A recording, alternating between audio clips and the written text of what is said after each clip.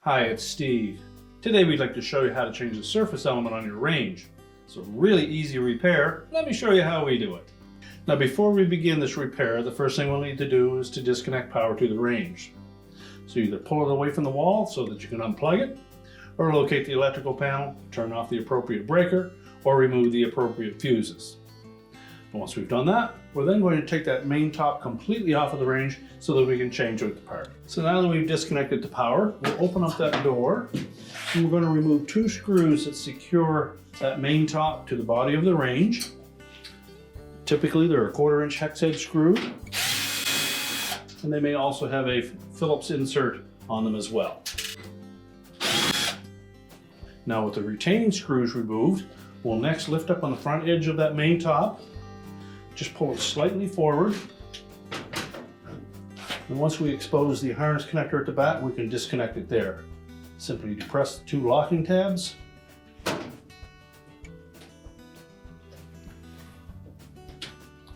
Separate the harness. And then we'll take that top, we'll set it upside down on a suitable work surface, and we can change out the element. Now that we have the main top removed, we've got it on a suitable work surface, and we're ready to change out that element.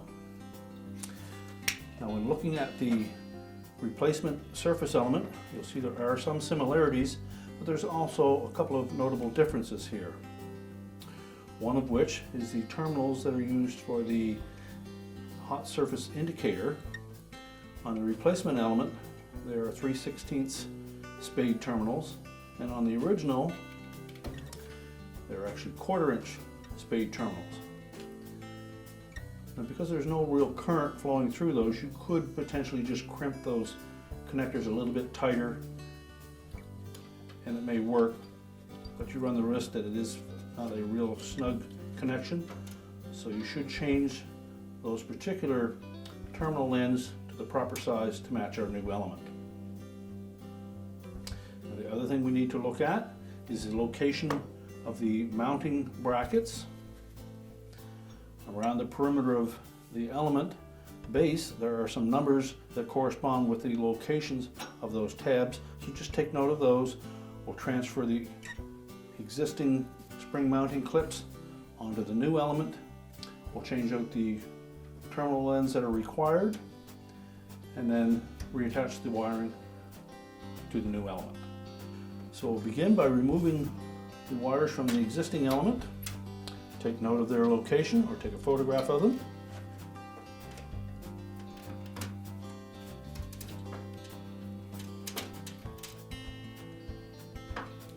Then we'll remove the brackets from the main top.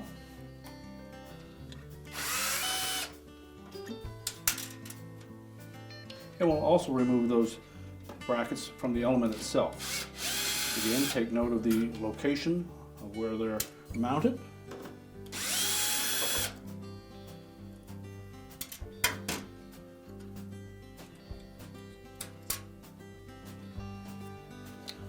We can then remove and discard the old element. We'll next take the opportunity to clean the surface before we install our new element. We'll next just position that element roughly in position. Then we will locate the mounting holes for the two mounting brackets based on the numbers. And then next we'll mount those two brackets to the top.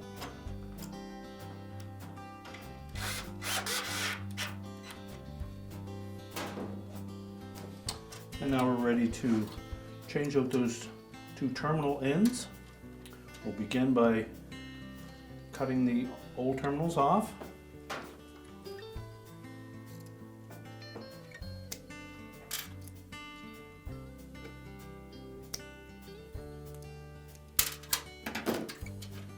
And discard those. So next we'll strip back a little of the insulation from that wire.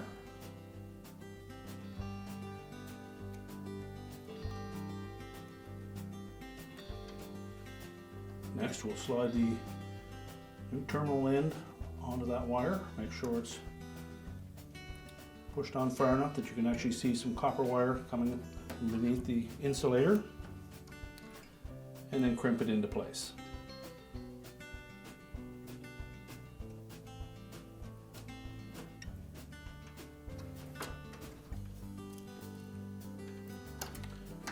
Do the same for the second wire.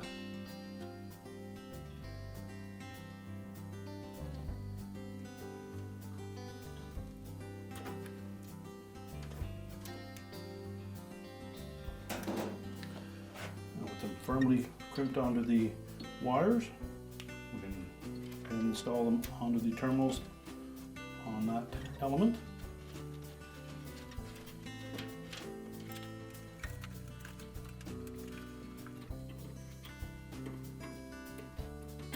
If you find any of these terminals are a little loose, you may need to crimp them with your pliers to make sure that they fit nice and tight.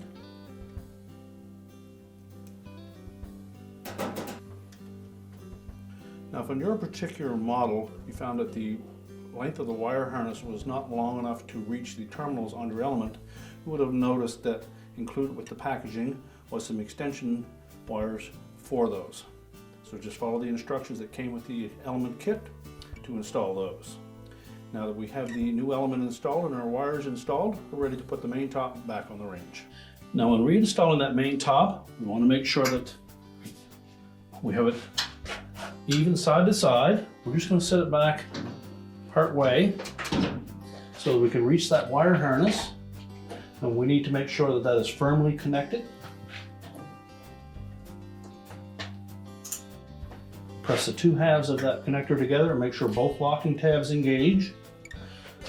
Then lining it up side to side, push it back into place until it hooks on both sides at the back. At that point, we can open the door and verify again that we are equal side to side. Let's push firmly back, and we'll reinstall the two mounting screws that secure it to the frame. Then we can close the oven door up and prepare to put the range back into place.